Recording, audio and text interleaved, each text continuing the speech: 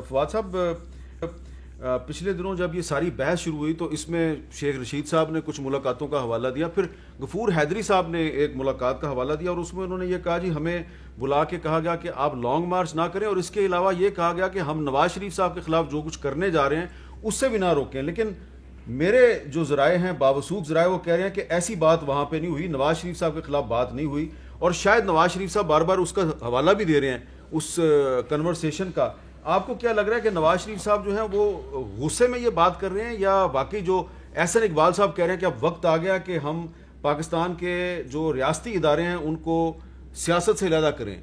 دیکھیں، میں ایک منٹ تو پہلے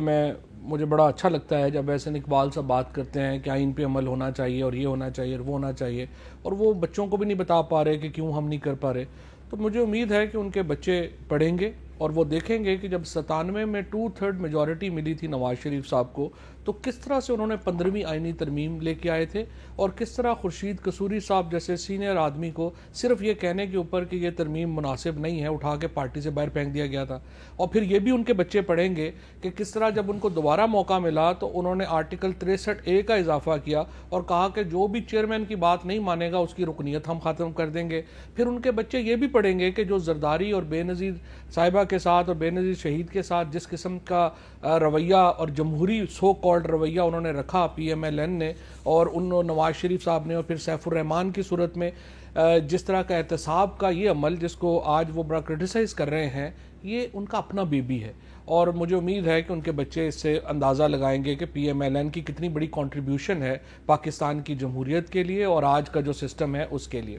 دوسری بات جو اب آپ نے کی ہے بغاوت کا مقدمہ نواز شریف صاحب پہ، دیکھیے بالکل نہیں ہونا چاہیے. نواز شریف صاحب جو اتنی مرضی سخت بات کریں، نواز شریف صاحب ایک اسٹریٹجی کے اوپر عمل کر رہے ہیں. اسٹریٹجی ان کی کیا ہے؟ وہ اسٹریٹجی یہ ہے کہ وہ خود کو پولیٹیکل پریزنر ثابت کرنا چاہتے ہیں، حالانکہ حقیقت یہ ہے کہ ان کے خلاف بدعنوانی کے کیسز ہیں، اور وہ کیسز ہیں جن کے الزامات پاکستان میں نہیں لگے. ایک پورا انٹرنیشنل سکیم آیا جس میں ان کا اور ان کے بچوں کا نام ہے. اب وہ دیکھیں نا کیا کر رہے ہیں، وہ خود میفیر میں بیٹھے ہوئے ہیں، 2 بچے برطانوی شہری ہیں، ساری جائیداد بچوں کے نام کے اوپر ہے، ایک بیٹی کو وہ پاکستان کی بیٹی بنا کے یہاں سیاست کر رہے ہیں. اب سوال یہ پیدا ہوتا ہے کہ آپ کا نہ کوئی فائنینشیل انٹرسٹ ہے پاکستان میں، نہ آپ کا کوئی پولیٹیکل کیپٹل ہے پاکستان کے اندر، تو آپ کرنا کیا چاہ رہے ہیں؟ آپ یہ کرنا چاہ رہے ہیں کہ پاکستان کے اداروں کے اوپر مسلسل تنقید کر کے آپ یہ چاہتے ہیں کہ آپ کو ایک سیاسی کردار جو ہے وہ ملے، اور آپ کے جو مقدمات ہیں ان سے حکومت ہاتھ اٹھا لے اور وہ کیسز جو ہیں وہ ختم ہو. تمام جو نواز شریف صاحب کی اس وقت جد و جہد ہے، ان کی کوئی پولیٹیکل جد و جہد تو نہیں ہے، ان کی جد و جہد ہے اپنے مقدمات سے جان چھڑانے کی، اور اس کے لیے وہ تمام نیریٹو بھی بنا رہے ہیں، تمام تر بیانیاں بھی. اور اسی وجہ سے جو PMLN پاکستان کے اندر ہے وہ نواز شریف صاحب کے ساتھ اس نیریٹو میں نہیں ہے. وہ فوج کے اوپر تنقید میں احسن اقبال صاحب تو ڈیفینڈ کر رہے ہیں ان کو. نہیں، احسن اقبال صاحب جو ہیں وہ بھی اپنا جب آپ سے پرائیویٹ بات کریں گے تو پتہ نہیں کتنا ڈیفینڈ کریں گے، بٹ چلے احسن اقبال صاحب کر رہے ہوں گے. اور احسن اقبال صاحب، آج جو وہاں پر آپ کا جو لاہور میں اجلاس تھا تو اس میں سب نے ہاتھ اٹھا کے نواز شریف صاحب کو یقین دلایا کہ ہم آپ کے ساتھ ہیں. تو وہ جتنے بھی لوگوں نے ہاتھ اٹھائے تھے تو ہاتھ کے ساتھ ساتھ دل بھی ان کے نواز شریف کے ساتھ ہیں یا نہیں ہیں؟ جی شکریہ. دیکھیے، پہلی تو میں ابھی فواد صاحب نے ایک بات کی کہ میں اپنے بچوں کو کوئی تاریخ بتاؤں. میرے بچوں کو یہ تاریخ پتہ ہے کہ ان کے والد نے جب سیاست شروع کی تو مسلم لیگ کا جھنڈا پکڑ کے شروع کی، اور آج اگر 30 سال بعد وہ کھڑا ہے، اس نے جنرل مشرف کے مقابلہ کیا مارشاء اللہ کا، تب بھی مسلم لیگ کا پرچم تھا. کاف لیگ کی تمام جو پیشکشیں تھیں ٹھکرائیں اور کھڑا رہا اپنی جگہ پہ. اغوا بھی ہوا، سختیاں بھی ہوئیں، اور انہیں یہ بھی پتہ ہے کہ وہ آج بھی 2020 میں 1993 سے لے کر ایک ہی جماعت میں کھڑا ہے. اور پاکستان میں ایسی سیاسی کردار بھی آئے ہیں جنہوں نے اپنے وقت اور ضرورت کے مطابق جو بھی حاکم وقت تھا، اگر وہ مشرف تھا، اگر وہ پیپلز پارٹی تھی، اگر وہ کاف لیگ تھی، اگر وہ PTI تھی، تو بار بار انہوں نے رنگ بدلے ہیں، اور اس سے شاید ہمارا جمہوریت کا سفر آگے نہیں چل پایا. نواز شریف صاحب کے اوپر جو یہ بات کرتے ہیں، ہم جو بات کرتے ہیں ان کا ایک ہی جواب ہے کہ NRO نہیں دوں گا، نواز شریف کو یہ ہو گیا، اس کو وہ ہو گیا. نواز شریف صاحب کو سزا پاناما میں نہیں ہوئی،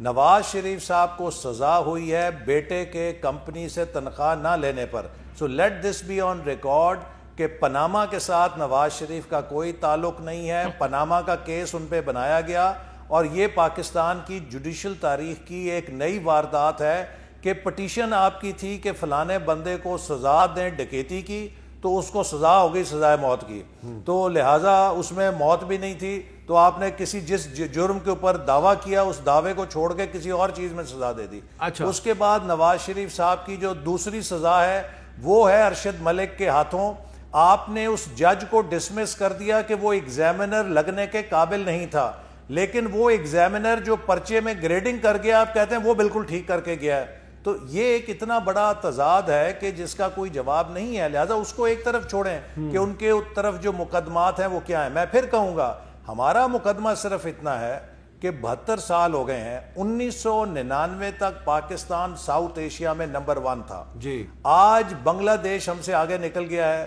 انڈیا ہم سے آگے نکل گیا ہے، سری لنکا آگے نکل گیا ہے، نیپال آگے نکل گیا ہے، افغانستان کی کرنسی مضبوط ہو گئی ہے، ہم 2018 تک ساؤتھ ایشیا کے اندر سیکنڈ فاسٹسٹ گروئنگ اکانومی تھے، آج ہم لاسٹ گروئنگ اکانومی 2 سالوں میں ہو گئے ہیں، ہماری گروتھ ریٹ کریش ہو گئی ہے۔